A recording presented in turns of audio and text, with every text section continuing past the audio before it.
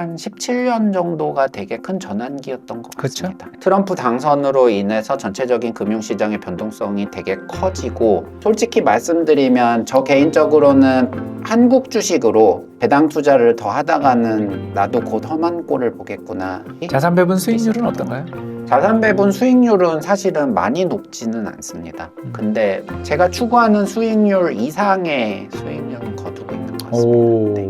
혹시 기대 수익률은? 기대 수익률은 안녕하세요. 이코노미스트 홍춘욱입니다. 오늘은 오래간만에 초대 손님 모시고 이야기를 하겠습니다. 초대 손님은 네이버 블로거 붉은 노루님. 벌써 제 예전 유튜브에 사실 출연한 적이 있으신 분입니다. 그런 분인데 그때 러시아 이야기로 출연하셨던 분인데요. 러시아의 붉은 노루라는 필명을 쓰고 계시고요. 이제 이번에 책을 쓰셨어요. 바로 지금 당장 연금 투자 시작하라. 좋습니다. 네.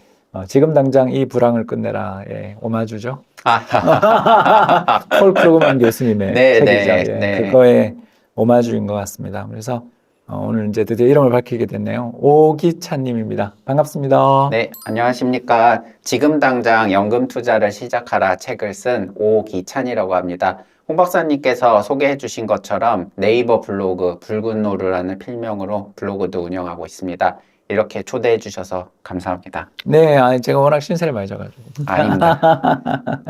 사실 제가 오기찬님하고 알고 지낸 지 한 10년이 벌써 훨씬 넘은 것 같아요. 제가 국민연금 다니던 시절에 그때 제가 그 배당 관련된 책을 한 권 번역했었어요. 그래서 배당은 절대로 거짓말하지 않는다라는 네. 이제 거짓말을 하게 됐죠.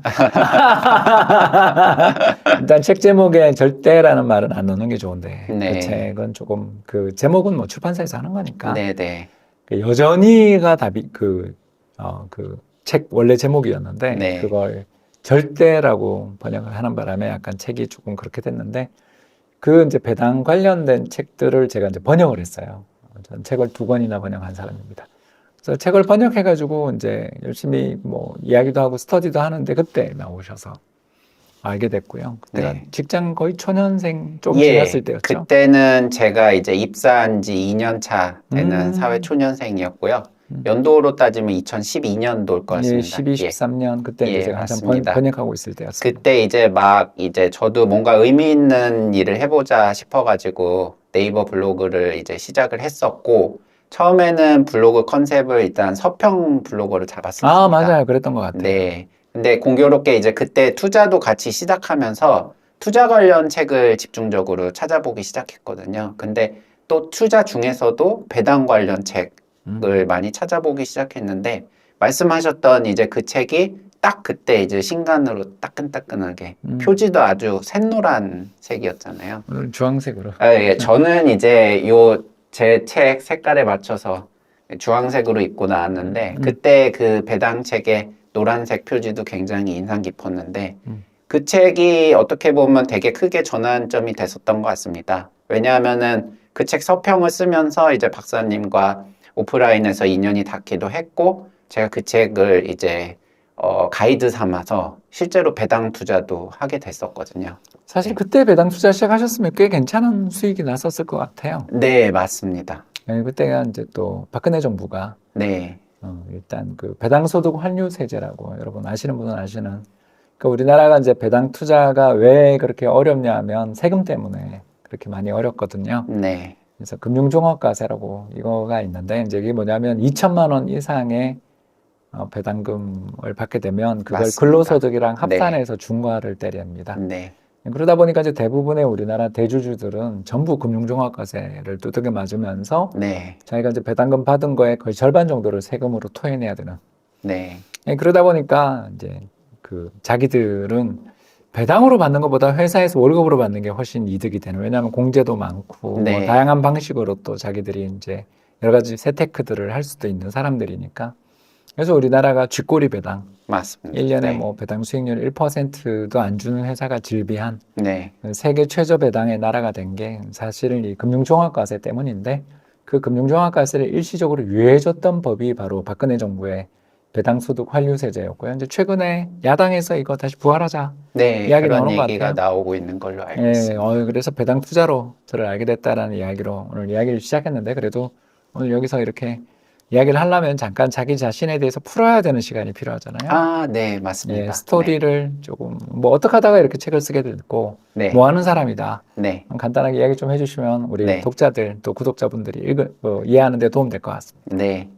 일단은 제가 이 책을 쓰면서 출판사에서 이제 의뢰를 해주셔가지고 이 표지 날개 이제 지은이 소개를 썼는데 가능하면 되게 짧게 쓰려고 노력을 했습니다. 그래서 저를 이제 규정 지을 수 있는 게 이제 몇 가지가 있을까. 예, 그런 거를 생각을 했었거든요. 근데 여담으로 말씀드리면 이제 제가 좋아하는 작가 중에 이제 밀란 쿤데라라는 작가가 있는데 그 작가의 우리나라 번역서 작가 소개서를 보면 딱 두 줄이 있어요. 체코에서 태어났고 프랑스로 이주해서 살았다. 그래서 저도 이제 가능하면 저라는 사람을 가능하면 짧게 소개하고 싶은데 아직은 제가 이제 뭐 이런 경험이나 이런 것들이 많이 없다 보니까 다소 이제 중구부원할 수밖에 없었는데 그래도 이제 쓸 수 있었던 거는 저는 이제 직장인입니다. 2011년도에 이제 대학교를 졸업하고 코트라라고 하죠. 대한무역투자진흥공사에 입사해가지고 지금까지 14년 동안 근속을 하고 있고요. 직장에서는 이제 차장. 우와. 좀 연차가 네, 많이 됐죠. 예, 차장님이시군요. 맞습니다. 오 차장님 반갑습니다. 예, 제가 또 1985년생 공사학번이고요. 뭐 세대 구분으로는 M세대라고 그러죠. 밀레니얼 세대. 그렇게 구분이 될 것 같습니다.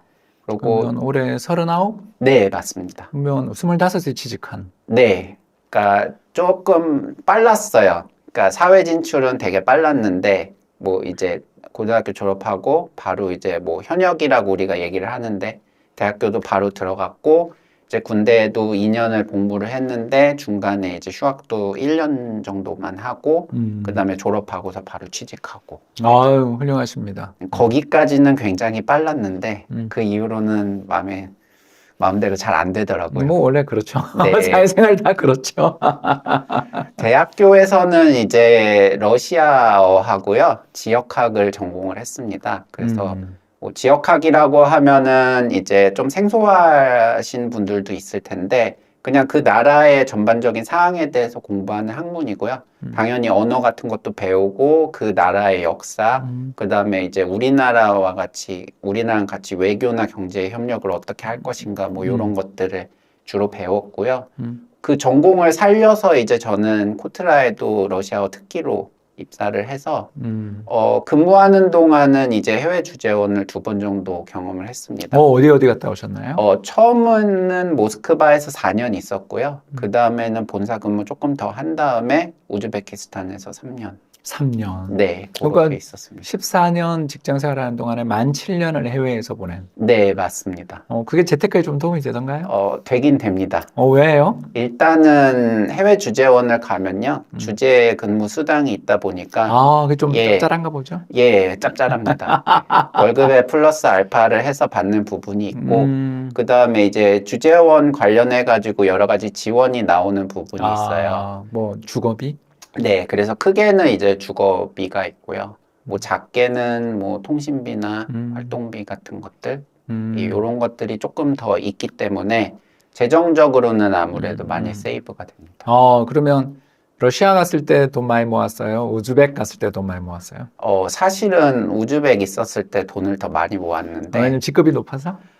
그것도 있겠지만 사실 제일 큰 원인은 코로나였습니다. 코로나 때 가셨어요? 네, 맞습니다. 제가 우즈베키스탄에는 2019년 8월부터 2022년 7월까지 있었는데 아유, 꼼짝없이. 그 3년 중에 이제 2년 반이 코로나19 시국이었죠. 팬데믹이랑 겹치거든요. 그래서 우즈벡 코로나 분위기는 어땠나요? 우즈벡 코로나 분위기는 전반적으로는 우리나라랑 비슷했습니다. 통제도 있었고요. 그다음에 경제 활동도 이제 조금 많이 저하되는 그런 분위기였는데 격리 통제는 아무래도 그 나라 정부 정책을 따라가다 보니까 그럼요. 네. 아무리 외국에서 온 공사라고 하더라도 네. 그런 거 안 따르면 안 되겠죠. 네. 근데 이제 거기는 인구 밀도가 이제 조금 우리나라보다는 낮다 보니까 나라 굉장히 크죠. 네, 맞습니다. 그러다 보니까는 격리 통제는 그렇게 심하지는 않았던 것 같아서 팬데믹 초기에 발생했던 한 3, 4개월을 빼고는 뭐 도시 안에서 활동하고 이러는데 제약은 크게 없어서. 마스크는 잘 보급이 됐나요? 마스크를 이제 거기서 사람들이 많이 쓰기는 하는데, 뭐라고 되지? 바이러스나 이제 비말을 막는 정도를 KF 수치로 뭐 표현해서 94 하잖아요. 그러죠. 예. 그래서 우리나라는 뭐 보통 보면 80, 88, 94 이렇게 있는데, 거기는 이제 그런 마스크는 없었고요. 그냥 면 보재기를 쓰고 다녔군요. 맞습니다. 네. 그런 광경들이 좀 많았던 것 같습니다. 혹시 거기서 뭐 이렇게 아프고 그러지는 않으셨어요? 저는 괜찮았습니다. 예. 동료들은 뭐 코로나 3번 걸린 분도 봤고요. 네. 타슈켄트가 무서운 곳이구나. 그리고 이제 거기서는 현지 백신을 이제 러시아 백신을 스푸트니크 백신을 맞으셨어요? 스푸트니크라고 그거 불리는 이제 위험한. 그 백신을 맞았는데 그걸 맞고도 이제 2번을 더 걸리시고 막 이런 분들이 있다 보니까 완전 물 백신으로 유명하죠. 네. 부작용은 크면서 네. 물 백신이라고 아주 말이 올렸죠. 근데 그거는 뭐 아예 안 걸린 분도 있었고 3번씩 걸린 분도 있었고 너무 사람마다 이렇게 케이스가 편차가 달라가지고 크니까. 네. 뭐라고 말할 수는 없을 것 같습니다. 예. 그 덕에 아무튼 재테크에 있어서 처음 출발은 그래도 조금 괜찮았을 것 같습니다. 그죠? 아무래도 그 주재원 생활이 시드머니를 모으는 데는 많이 도움이 됐었던 것 같습니다. 근데 이제 오늘 우리 책 카피를 제가 잠깐 보는데 네. 이거 보고 이야기하는 게 좋을 것 같은데 네. 그래서 2천만 원으로 10억 달성 포트폴리오라는 그런 이야기를 딱 하셨는데 네. 그 2천만 원으로 시작하신 거예요? 네, 맞습니다. 어떻게 2천만 원은 어떻게 시작하셨나요? 사실은 2천만 원을 처음 시작을 했던 거는 이 책에 나와 있긴 한데 저는 주식 투자를 2천만 원으로 시작했습니다. 당연히 배당주를 먼저 시작을 했고요. 시작을 했고요. 그 다음에 배당주로 시작을 해가지고 투자를 이제 저는 아무래도 직장인이다 보니까 처음 투자하는 시드가 크지는 않거든요. 그래서 이제 일정 금액으로 먼저 시작을 하고 조금씩 추납을 하는 그런 추가 납입을 하는 적립식으로 많이 했었고요. 제가 그것과 동시에 이제 아무래도 직장인이다 보니까 매년 2월에서 4월 사이가 되면은 이제 그 연말정산 보너스가 나오죠. 너무 민감해지잖아요. 그렇죠. 그때 되다 보니까 당연히 이제 제 직급이 올라가고 소득도 어느 정도 올라가면서 공제 쪽 정보에 되게 민감해지더라고요. 그렇죠. 그래서 아시겠지만 이제 공제는 세액공제하고 소득공제가 2가지가 있는데 둘 다 당연히 민감하게 되고요. 그러면 이제 내 지금 환경에서 내가 공제를 받을 수 있는 게 뭐가 있을까 이제 찾아보다가 연금저축이나 이제 그 IRP에 적립하는 금액에 대한 세액공제가 굉장히 강력하거든요. 그래서 그거에 대한 이제 처음에는 저축식으로 접근을 했었죠. 그것도 이제 같이 적립해 나가기 시작을 했던 게 제 투자의 첫 시작입니다. 근데 그 대한무역투자진흥공사. 네. 코트라라면 신의 직장이라고도 불린 적이 있었던. 네. 왜냐하면 그 공사가 다 지방 내려갔거든요. 네. 근데 서울에 있는 공사가 몇 개 안 되는데. 네. 그 중에 하나잖아요. 양재동에 있죠. 아마. 맞습니다. 그래서 취직하시면 그냥 좀 이렇게 돈도 좀 쓰고 뭔가 여행도 다니고 뭔가 자아 성취를 좀 하실 것 같은데 왜 이렇게 열심히 사셨어요? 일단은 제가 조금 한 대학생 정도까지는 되게 집안 환경이 그렇게 유복한 편은 아니어가지고 그래서 저는 이제 대학생 시절에 2가지 목표가 있었는데 하나는 뭐냐면은 가능한 빨리 사회 진출을 하고 싶다라는 생각이 있었고요. 그 다음에 2번째는 이제 내가 소득을 내기 시작하면은 나는 진짜 저축을 정말 열심히 하겠다. 그런 생각이 있어가지고 그거를 결국 실천한 거라고 보시면 될 것 같아요. 뭐 집에 좀 어려워진 계기가 있었나요? 사실은 어려워졌다고 한 계기는 딱히 없었는데요. 그냥 굳이 얘기하자고 하면은 이제 저희 집도 IMF 시절 때 아버님이 실직하시고 또 이제 공장 일을 하시면서 허리도 다치셔가지고 아이고. 그때 굉장히 어려웠었던 시절이 있었고요. 그런 이제 환경이 계속 유지가 되면서 공사학번이시니까 7년 전인 이제 97, 98년 예. 한참 초등학교, 그때가 중학교 때 제가 초등학교 뭐 5학년, 6학년, 중학교 1학년 이때쯤. 집이 굉장히 였거든요. 어려워지셨군요. 네, 그때부터 이제 어려워졌는데 아버님이 이제 그 이후로 가다 보면은 이제 그렇게 한번 어려움을 겪다 보면 이제 두 가지 측면에서 어려움이 생깁니다. 그러니까 하나는 뭐냐면은 저희 아버지 때도 가장 처음 들어갔던 이제 직장이 대기업이고 가장 좋은 직장인데 자발적이든 비자발적이든 거기서 한번 이제 나오시게 밀려나면? 되면은 재취업은 그만한 스펙의 직장으로 다시 들어간다는 건 사실상 불가능에 또 나이가 가깝거든요. 있으시니까. 예, 그 나이도 있으셨고요.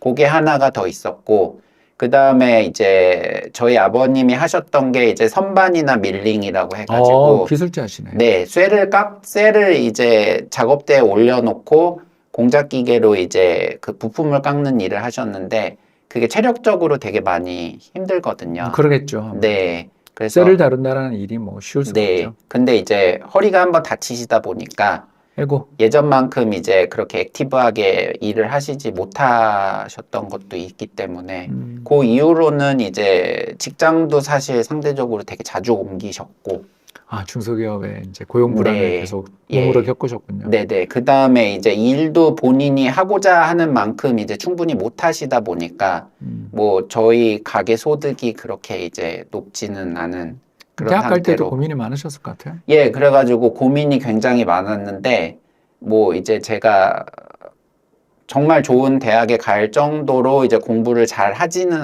않았는데 이제 대학교를 이제 선택을 할 때 나름 어느 정도 이제 선택을 할 수 있는 위치에는 있었거든요. 오, 공부 잘하셨네. 뭐 그냥 네 너무 오래전 일이라서 네 지금 그쵸? 나이 40을 바라보는 입장에 제가 수능을 이렇게 잘 봤습니다 이렇게 얘기를 하는 게 조금 왜요? 우린 학력고사 점수 아직도 기억하는데. 저 287점 받았습니다. 이러면서. 저는 그냥 1등급과 2등급을 왔다 갔다 할 오, 정도의 잘했네요. 공부 그 잘했네. 정도였는데 저는 개인적으로 이제 제 성적대에 이제 비슷한 수준의 친구들은 보통 인서울대학 중에 네, 좋은 어디를 데를 갈까? 좋은 데 가겠죠. 예, 그런 데를 1, 많이 2등급, 뭐 1, 2등급이시면. 고민을 하는데 저 같은 경우는 그것보다는 당장 등록금이 너무 걱정이 되다 보니까 조금 장학금을 받을 수 있는 특성화 대학들을 먼저 특성화 대학이 어떤 건가요? 그런 일단은 뭐 예를 들면 여러 가지 조건들이 있을 수 있는데 뭐 가장 흔한 케이스 같은 경우는 국립대에 뭐 예를 들면 정부나 어느 연구기관에서 집중적으로 지원하는 전공이나 학과다. 그러면 이제 등록금 안 내나요? 그건 조건마다 아마 다를 텐데요. 그런 데들이 있을 수 있는데 제가 이제 입학했던 대학은 조금 특이한 케이스여가지고 그 대학교의 학과 자체적으로 이제 자금을 쓸 수 있는 펀드가 있었어요. 좋네요. 어디서 이제 기부를 받았나 보군요. 네네. 그래가지고 이제 그 펀드로 지역학 뭐 이런 거 하시는 네, 분들은 지역학 전공을 하면은 이제 학생들한테 그러니까 학기 성적을 일정 조건 이상 유지를 하게 되면은 이제 전액 장학금도 지급해주고 생활비도? 생활비까지는 아니었습니다. 그 정도는 아니고. 예, 그 다음에 뭐 기숙사비도 일부 지원해주고. 기숙사 들어가는 학교군요. 네, 그리고 이제 4년 동안에 한 번 정도 1년은 이제 해외 자매 결연을 맺은 대학교에 어학연수도 보내주는. 그래서 모스크바? 그래서 저는 이제 그때 러시아 지역학 전공을 선택을 했고요. 그래서 저는 3학년 때 이제 모스크바에 2학기 정도 다녀왔어요. 1년을 다니다 오셨군요. 네, 맞습니다. 그러면 저기 러시아 사람 만났어요. 인사한다. 네. 한 번만 해주시죠. 왜요? 아니 진짜 거기 나왔는지 알게 뭐야. Здравствуйте, меня зовут Кичан. 당신 너무 아름답습니다. Вы очень красивы. 저랑 오늘 데이트할 수 있나요? 왜? 할 수도 있는 거지. 솔로라며. 네. 그 한국에 대해서 관심 있으세요? Но вам интересен Корей? 여기서 한국이 뭔가요? 까리인가요? Корея. 까리. 네. 까레이스키. Корейский. 네. 한국인. 그 러시아와 우즈베크에 7년을 살다 오신 분한테 갑자기 하시니까 굉장히 당황했어요. 그래 원래 일부러 그렇게 한번 준비하고 있었어요. 놀라게 해야 이게 나오더라고요. 얼굴이 좀 붉어져야 네네. 이게 조회수가 좀 나옵니다. 아, 네. 극도로 당황한 러시아 네. 전문가. 정말 극도로 당황했습니다. 그러면 뭐 저축은 초년에는 몇 퍼센트 정도? 처음 3년 동안은 이제 초년생이기도 하고요. 그 다음에 이제 그때는 부모님 집에서 제가 출퇴근을 해가지고 그랬군요. 그때는 그 월급의 한 80에서 85%를 우와. 했었는데 살벌하게 저축했어요. 지금은 조금 후회하는 부분이 있습니다. 왜 그래요? 그때 이제 너무 빡세게 한 게 음. 나중에 이제 조금 부작용이 오더라고요. 어떤 부작용이? 그러니까는 성질하게 너무 친구가 다 끊겼어요? 뭐 그런 것도 있지만 제가 이제 나중에 느꼈던 건 제가 첫 1년 동안 모았던 돈은 그 다음에 다 썼거든요. 왜요? 그러니까 모을 때 너무 힘들게 모으니까는 반동이요. 예, 나중에 이제 조금 시간이 지나서 보상 심리가 작동을 그렇죠. 하더라고요. 내가 이렇게 고생했는데. 예, 그래가지고 첫 1년 때 모은 돈은 다 썼는데 어디다 썼냐면 일단 비싼 카메라를 하나 샀었고요. 뭐 그때 아주 대유행이었죠. 네, 캐논? 예. 그때 저는 올림푸스. 올림푸스, 네. 네림푸스라고 우리가 부르죠. 예, 중고 가격이 방어가 안 방어가 안 되지만 되죠. 예. 그 당시에 그 나왔던 미러리스 모델이 있었는데 그걸 너무 사고 싶어가지고 예쁘죠. 예, 그걸 하나 샀었고 다음에는 이제 아버지가 차를 바꾸셨는데 또 차도 예, 그렇군요. 근데 이제 저한테 딜을 제안하시더라고요. 이 차의 가격 일부를 네가 보태고 나중에 네가 써라. 아니요, 당장 새 차인 상태부터 한 2, 3년 정도는 네가 끌고 다녀라. 이렇게 제안을 하시고 저는 좋아요 이래가지고 차를 샀군요. 네, 거의 차를 산 거나 마찬가지였어요. 예, 재테크에 이제 양대 근무를 다 하셨습니다. 네. 그래서 이제 그때 기억이 그때는 이제 저는 나름 열심히 모았고 그래도 약간 합리적인 데 썼다고 생각을 했는데 나중에 돌아보면 그게 조금 후회가 됐습니다. 그럴 수 있겠네요. 예.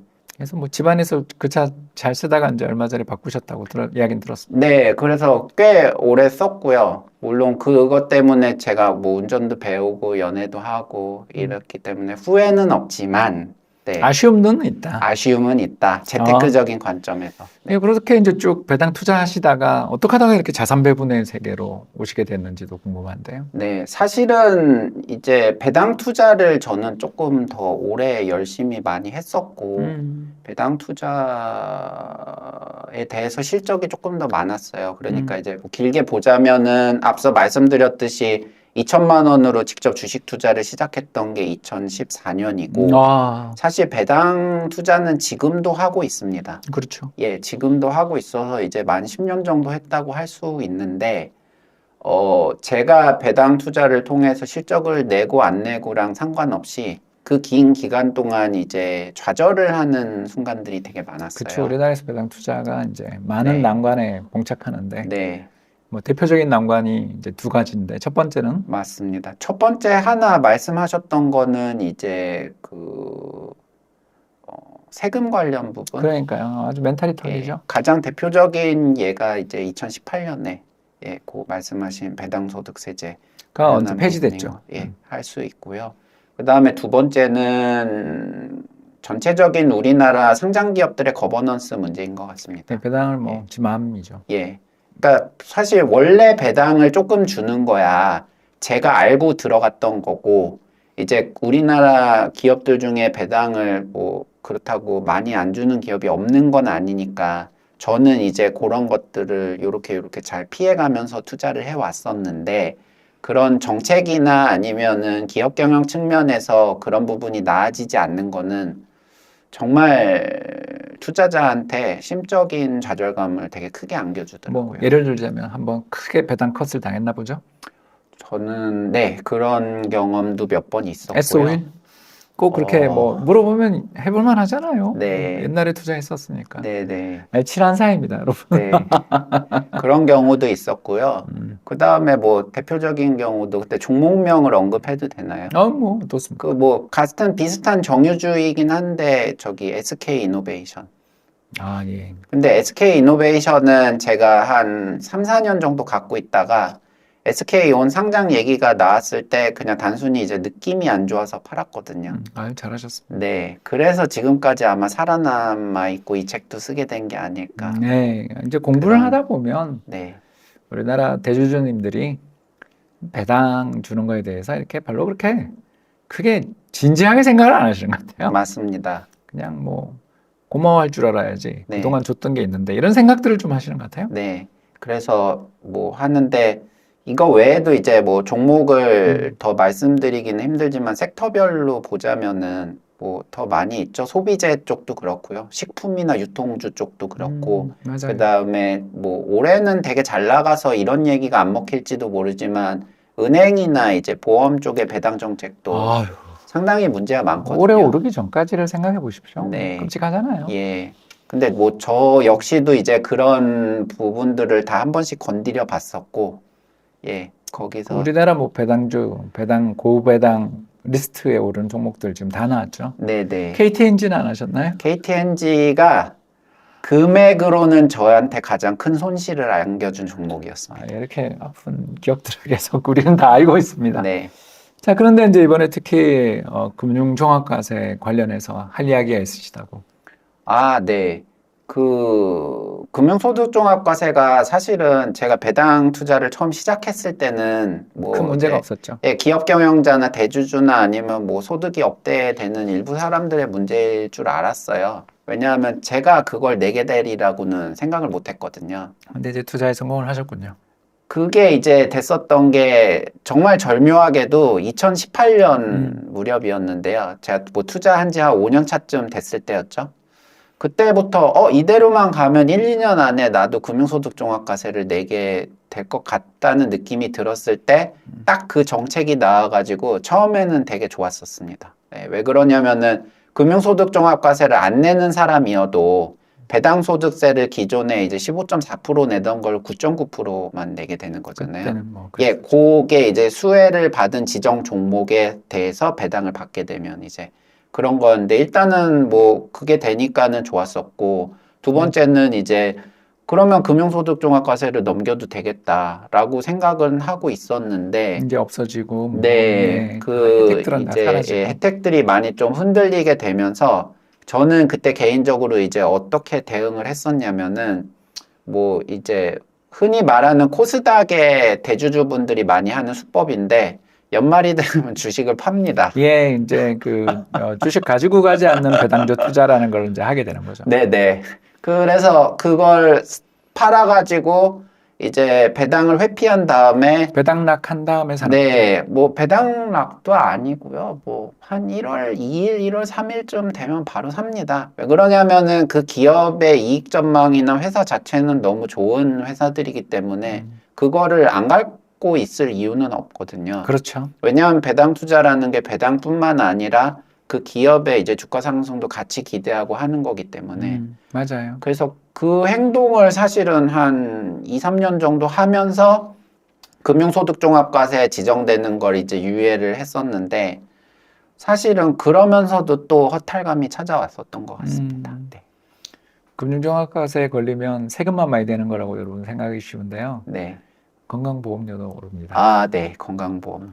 그게 진짜 큽니다. 사실은 건강보험료 딱 올라가는 순간 당신은 이제 매년 5월인가 6월에 한 해 소득을 다 판단해 가지고 당신은 이제 더 내야 돼요. 네. 라고 이렇게 날아오거든요. 네. 그거 딱 맞고 나면 내가 배당금 받은 게 별로 의미가 없다라는 생각을 할 정도로 두들겨 맞게 됩니다. 예, 맞습니다. 그래서 그 캐시플로우가 어느 정도 좀 크다 보면은 흔히 부자들이 많이 그러신다 그러는데 저도 어느 순간부터는 세후 수익률을 따지는 버릇이 생기더라고요. 세전이 무슨 의미가 있습니까? 네, 그것도 그렇고 왜냐하면 세금을 무시할 수가 없다 보니까. 근데 매년 이제 세후 수익률이 이렇게 깎여 나가는 걸 네, 보면은 엄청나게 깎이죠. 네, 그것도 있고요. 그 다음에 제 개인적으로도 2018년을 기점으로 해가지고 제 자체 수익률도 조금 많이 안 좋아지기 그렇죠. 시작했습니다. 그때부터 장이 바뀌었죠. 네, 뭐 그래서 BBRG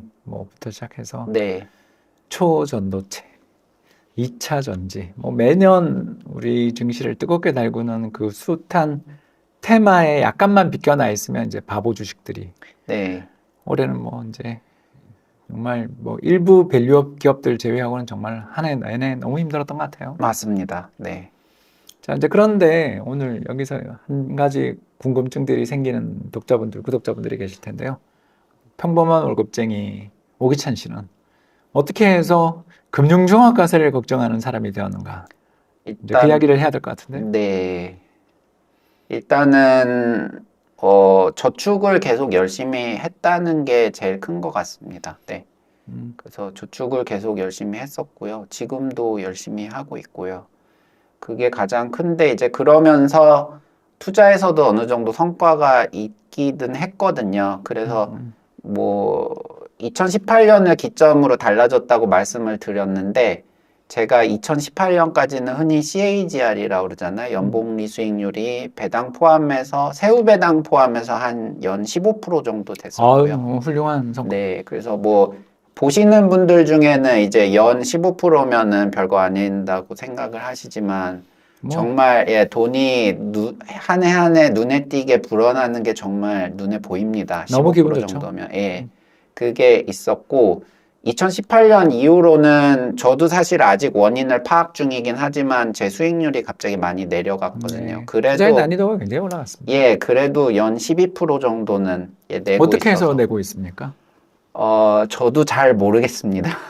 일단 배당 투자에서 성공하신 게 큰 것 같고요. 그죠? 네, 일단은 계속 원금은 저축을 하고 있고요. 그러니까는 그때 물론 박사님도 자주 설명하시는 부분이긴 하지만 소득이 늘어난 거에 비례해가지고 내 소비 수준을 늘리지 않는 게 제일 그게 중요합니다. 정말 중요합니다. 네. 승진할 때, 호봉 올라갈 때마다 예, 소비를 늘리면 저축을 할 수가 없어요. 네. 그래서 그게 제일 중요한 것 같고요. 두 번째는 뭐 수익 자체가 있는데 저 같은 경우는 배당금은 반을 거의 다 재투자. 재투자 아, 하는 훌륭하십니다. 건데 재밌는 게 뭐냐면은 그 이제 처음에 언급하셨던 그 배당주 투자 책을 보면은 배당주 투자의 장기 수익률의 기여분을 보면은 그게 이제 사고 팔아가지고 시세 차익을 내는 부분하고 배당금을 이제 재투자한 부분의 성과 기여율이 장기적으로 보면 거의 5대5라는 설명이 나오거든요. 그렇죠. 거의 뭐 예. 40%입니다. 근데 제가 그거를 체험한 게 어떻게 체험하냐면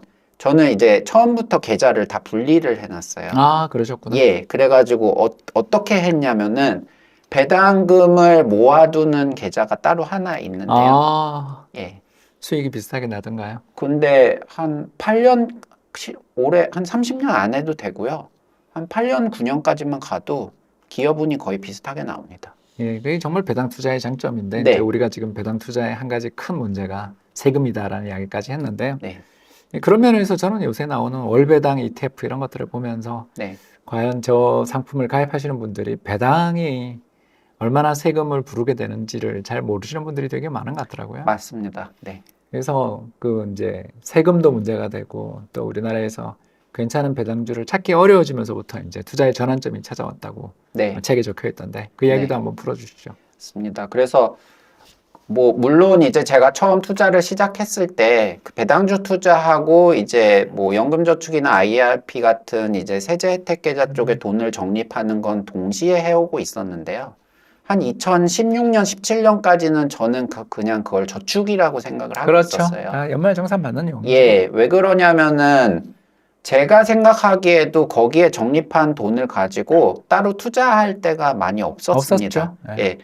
그 중에 정말 아쉬웠던 거는 저는 그때부터 여기에 있는 계좌의 돈으로는 미국 채권이나 미국 회사채를 한번 사보고 싶다라는 생각을 되게 많이 했었는데 그런 상품들이 사실 없었거든요. 없었거나 또는 수수료도 장난 아니었죠. 여객 펀드 주로 뮤추얼 펀드 쪽에 있었는데 수수료가 굉장히 높았습니다. 해외 펀드일수록 엄청나게 네. 높았죠. 네. 판매 수수료와 운영 예. 수수료까지 해서 예. 거의 한 2, 3% 이상 다 떼갔던 것 같아요. 네.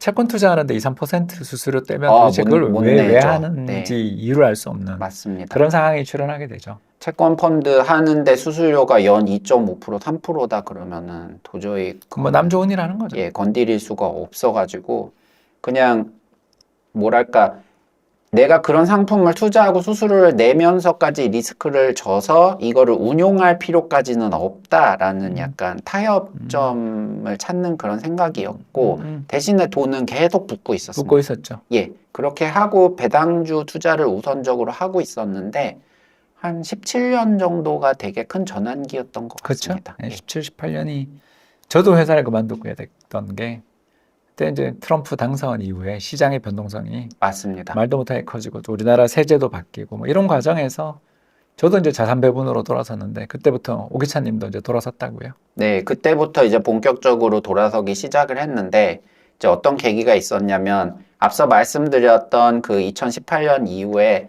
우리나라의 그 배당 소득을 장려하는 그런 세제도 정책들이 사라졌고. 사라졌고, 트럼프 당선으로 인해서 전체적인 금융시장의 변동성이 되게 커지고, 물론 아직까지 원인 파악은 안 되지만 제 연수익률도 그때부터 확 꺾이기 시작했고, 그러면서 든 생각이 뭐냐면은, 아, 내가 배당 투자를 계속 하게 되면은 장기적으로 수익률이 점차 하락을 하겠구나. 그렇죠. 근데 이게 재밌는 게 뭐냐면은, 제가 15% 정도 수익을 낼 수 있을 때는 배당주 투자를 계속 하겠지만, 이게 12%, 11% 이렇게 붙어버리면은, 결국은 이걸 하는 의미가 있냐. 왜냐하면은 이제 그때부터도 포트폴리오 이론이라고 그래가지고 결국 자산 배분 투자라는 게 미국 쪽의 기관 투자자를 중심으로는 굉장히 역사적으로 많이 검증도 됐고 이제 주된 투자 방법이었는데 거기서도 연 7%나 8%는 굉장히 합리적으로 추적을 할 수 있다고 그때부터 설명을 하고 있었거든요. 그러면은 11%인데 점점 낮아지는 추세라면은 이거를 계속 할 필요가 있겠냐라는 생각이 들었던 게 있고요. 그 다음에 이제 다른 하나는 우리나라의 ETF 시장의 시장이 커졌죠. 성장이 예. 본격적으로 커지기 시작했던 게 저는 한 2017년, 18년 정도라고. 그때부터 뭐 또 레버리지 ETF도 나오고 그런 뭐 난리도 것도 아니었죠. 예, 굉장히 많이 나왔고요. 또 하나는 뭐냐면은 펀드 시장이 상대적으로 침체되면서 그렇죠. ETF로 다들 돈이 몰리기 시작했다. 아마 ETF로 많이 가서. 근데 이제 개인 소비자 측의 측면에서는 너무 좋았던 게 정말 하루하루 눈에 다르게 다양한 상품의 ETF들이 너무 많이 잘 나오다 보니까 이제는 할 만한데라는 생각이 자산 배분 수익률은 시작했던 어떤가요? 자산 배분 수익률은 사실은 많이 높지는 않습니다. 근데 뭐 이제 물론 제가 계좌마다 그것도 분리해서 제가 하신다는 분리해 놨고 거기 또 추구하는 수익률이 많이 다르거든요. 근데 항상 제가 추구하는 수익률 이상의 수익률은 거두고 있는 것 같습니다. 오, 네. 혹시 기대 수익률은? 기대 수익률은 저 같은 경우는 개인적으로 6%에서 8%를 거두고 그렇죠. 있는데요. 예, 그 정도면 뭐 정말 근데 대단한 뭐, 성과죠. 2018년이나 아니면 20년 같이 약간 금융시장에 엄청난 큰 사건이 있는 해만 아니라면은 항상 그 이상의 수익률은 나고 있고 연평균 수익률로 따져봐도 뭐 한 1에서 2%포인트 정도는 더 높은 것 같습니다. 그렇습니다. 근데 이제 그때 2017, 18년에 제가 한 가지 의문이 드는 게 그때가 이제 투자의 전환점이었고 돈도 좀 모이셨을 텐데 네. 왜 집 안 샀어요? 저는 그 문제에 대해서는 안 하고 못을 이제 구분을 해야 하려고 된다. 하는데 저는 집을 못 산 겁니다. 그렇군요. 네. 그때 이제 눈에 맞는 집들은 이미 날아가는 중이었다. 네. 그때 이제 근데 제가 몇 가지 이제 실패했었던 지점이 있는데 뭐냐면 개인적으로는 부동산 시장을 관심 있게 지켜본 게 이제 2017년이었고 근데 그때는 이제 자산도 해외 주재원 모였으니까. 근무를 하고 있어가지고 그때는 그냥 되게 안일하게 한국 들어가면 사지 이렇게 생각을 하고 있었고요. 그 다음에 2018년에 한국에 돌아와서부터 이제 시장 조사를 거의 한 1년 가까이 열심히 했죠. 너무 공부하다가 놓치셨구나. 네, 그러다가 결국 놓쳤었던 게 하나가 있고요. 그 다음에 두 번째 원인은 제가 그때부터 바로 첫 방에 서울을 들어가려고 했었어요. 그러면 안 되죠. 우리가 네. 그 차를 살 때도 처음에 소나타나 아반떼부터 사잖아요. 네. 근데 우리나라의 부동산 시장에 있는 사람들은 전부 차를 살 때 라보르기니만 쳐다보는 것 같아요. 네. 서울 부동산이라는 건 옛날에도 비싸고 지금도 비싼데 아무리 좋은 직장 그렇지만 흙수저시니까 모은 돈도 없으신 분이 한 방에 서울을 어떻게 들어갑니까? 네. 그래서 그거는 정말 제 실수였던 것 같고요. 왜 서울만 찾아봤던 것 같아요 그때? 그냥 고집입니다. 고집. 네. 주변에 사람들이 서울 살아서 그런 건 아니고요. 그런 것도 아마 있을 것 같고요. 예. 제가 원래는 이제 안양에서 그렇죠. 예, 부모님도 안양에 사셨고 저 자체도 이제 초등학교 5학년 때부터 회사 입사하고 한 3년까지는 안양에 살았거든요. 나름 안양 토박이라고 할 수 있는데 이번에 그 분양가 16억짜리 아파트도 안양에. 그 아파트 위치가 어딘지 정확하게 알고 있습니다. 아, 그 동네신가요? 저는 아닌데 제 네. 초등학교 때 친구들이 많이 살았던 구역입니다. 아, 네. 좀 짝지라도 갖고 계시죠? 안양 16억. 지금 난리가 났죠. 저도 굉장히 놀랐습니다. 제가 그 동네 출신입니다라고 아. 이렇게 지금 나갈 것 같습니다. 네네. 근데 거기는 없어요. 네, 저는 근데 이제 거기를 떠나온 지가 좀 돼서. 네. 그러시구나. 근데 지나고 생각해 보니까 부동산을 그때 힘들게 뭐 서울에서 예를 들어서 나홀로 아파트, 서울에서 하위 한 20, 30% 아파트를 사야 됐을 텐데 산다면. 네, 그렇죠. 그때 그걸 산 수익률과 네, 지금 이렇게 자산 배분이랑 또는 배당 투자를 하면서 나온 수익률이랑 네. 어디가 더 높을 것 같아요? 지금이 약간 더 잘 됐습니다. 네, 그래서 억울하지는 않습니다. 그 부동산에 투자해서 레버리지를 잔뜩 써서 네, 부동산에 투자해 놓고 네. 우즈벡을 갔다고 치면 돌아왔을 때 네, 받았던 성적표와 네, 그러니까 그때 고려하던 집의 성적표와 네. 지금 보유하고 있는 포트폴리오의 순자산. 순자산의 성적표를 비교하면 네. 지금이 훨났다. 지금 헐은 아니고요. 약간 더 낮습니다. 자, 이 대목에서 공개하시죠. 네. 우리나라 상위 몇 프로 정도 되십니까? 흑수저 직장인 14년 차. 자, 우리나라 상위 몇 퍼센트신가요? 순자산 기준으로. 가구 순자산 기준으로 한 네, 단독 가구 1인 가구시니까. 예, 가구 순자 뭐 제 돈이 가구 자산이니까. 그렇죠. 가구 순자산 기준으로 한 7% 정도 되는 것 같습니다. 7% 약간 약한데. 아닙니다. 네. 이 정도로, 네. 그러면 지금 집은 어떻게 살고 계세요? 지금은 서울에 월세 살고 있습니다. 와, 여러분 네. 월세 살면서 투자해서 집값 상승 이상을 추구하고 계시는. 네.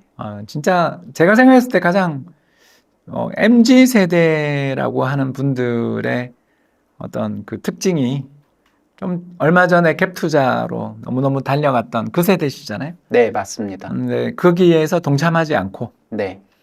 어떻게 보면 주식 투자와 자산 배분 투자로 그 이상의 성과를 거둔 네. 비결이 어디다고 생각하세요? 계속 물론 공부를, 이 네. 책에 담았겠지만 그래도 한번 비결 이야기해 주시죠. 네. 계속 공부를 해야 되는 것 같고요. 음. 저는 개인적으로는 원금 손실을 최대한 회피하고 안정적인 투자 방법을 찾아 나서고 그 다음에 현금 흐름에 조금 집중했던 게 그 배당 네, 주요했던 것 그리고 또 같습니다. 네. 자산 배분 투자에서 네. 리밸런싱. 네, 맞습니다. 자산 배분 투자도 현금 흐름이 충분히 나올 수 있는 그럼요. 게 물론 이제 홍 박사님께서도 유튜브에서 많이 설명을 하시지만 딱 조절해가면서 원금 빼서 쓰면 그게 배당이거든요. 그렇죠, 사실. 네, 근데 그게 더 큰 장점이라고 생각을 하는 게 그거는 아직까지 세금을 안 내거든요. 그렇죠. 우리가 네. 주식이라든가 또 금, 네, 뭐 이런 것들 상품에 대해서는 상당수 자산 배분 투자의 대상인데 이거는 세금 안 내니까 네. 앞으로도 이제 뭐 안 낼 것 같네요. 예, 그래서 저는 이제 지금은 비중이 좀 다르긴 합니다. 그 배당은 여전히 받고 있고요. 예. 그리고 이제 자산 배분도 이제 계속 하면서 저는 개인적으로 이제 투자 금액을 배당주 쪽에서 자산 배분으로 계속 옮겨가고 있는 추세거든요. 자, 지난 5년 네. 개별 종목 투자 수익이 좋습니까? 자산 배분 투자 수익이 좋습니까? 아직은 개별 종목이 좋습니다. 우와. 네. 뭐 그냥 수익률로 딱 말씀드리자면 지난 한 3년 추세로 말씀드리면 한 12%대 8%로 예, 아직은 개별 종목 성향이 좋기는 한 것 같습니다. 근데 개별 종목도 또 M&A와 기업 분할에 타격을 받으셨다고 알고 있는데. 네, 타격을 굉장히 많이 받았고요. 사실은 이게 이 책을 쓴 계기가 됐어요. 그러니까 지금까지 방송 보신 분들도 어떻게 보면은 아니 왜 자산 배분 책 썼다는 애가 나와서 배당 얘기를 더 많이 하고 있어 이렇게 생각하실지는 모르겠는데 뭐 이제 솔직히 말씀드리면 저 개인적으로는 한국 주식으로 배당 투자를 더 하다가는 나도 곧 험한 꼴을 보겠구나. 이런 생각을 많이 하고 그렇게 있습니다. 종목들 좋은 종목을 잘 골라도 네. 순식간에 기업 구조가 갑자기 바뀌어버리고 한 방에 훅 갑니다, 진짜. 예, 정말 요즘 겪었던 일들, 액면 분할 뭐 이런 것만 하면 참 좋을 텐데 자본 정책이라는 게. 네. 근데 꼭 물적 분할하고 계열사 간 합병해버리고 네. 그리고 홀딩 컴퍼니 갑자기 옥상옥도 생기고 네. 이러면서 이제 자본 구조 내가 투자했던 회사가 갑자기 이 회사가 아닌 데가 되는 예. 그런 일들을 직접 몸으로 겪으셨고 그 회사 대주주 관련돼 있는 양도세 과세까지도 맞을 뻔하셨던 종목이라고 제가 알고 있는데 맞나요? 예, 맞습니다. 예, 코스닥에서 양도세 대주주 규정 한번 찾아보시면 좋습니다. 네. 그러니까 그만큼 크게 투자하고 성공적인 투자자신데 최근에는 그게 정말 힘들어지고 있다. 네. 쉽지 않습니다. 아, 우리나라 왜 이렇게 어려울까요? 저도 잘 모르겠어요.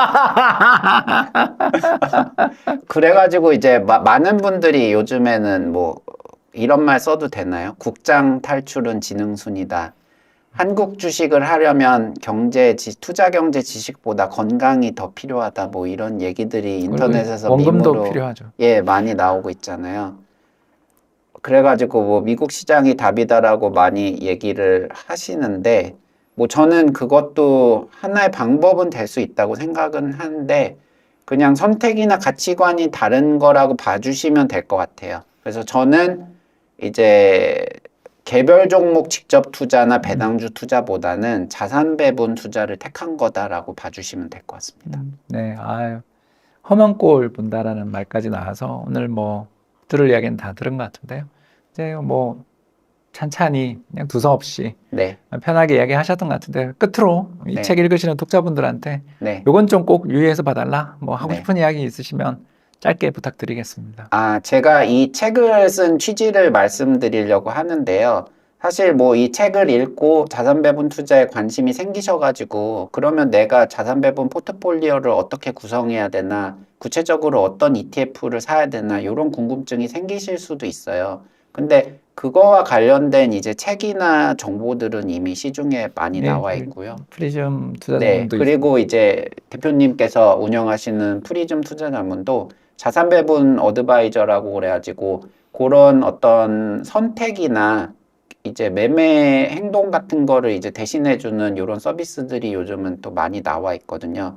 제가 쓴 이 책을 쓴 취지는 예를 들면 자산 배분이라는 하나의 관문이 있다 그러면 여러분들께 저기에 문이 있어요 라고 알려드리고 그 다음에 거리낌 없이 그 문을 통과하실 수 있도록 도와주는 책을 썼다고 보시면 될 것 같습니다. 예, 그 점 유의해서 읽어주시면 감사하겠습니다. 네, 아유 생애 첫 책 출간 정말 축하드리고요. 네, 책 대박 나기를 기원합니다. 감사합니다. 감사합니다. 지금까지 경청해 주셔서 대단히 감사하고요. 오늘 지금 당장 연금 투자를 시작하라의 저자 오기찬님과 함께했습니다. 감사합니다. 감사합니다.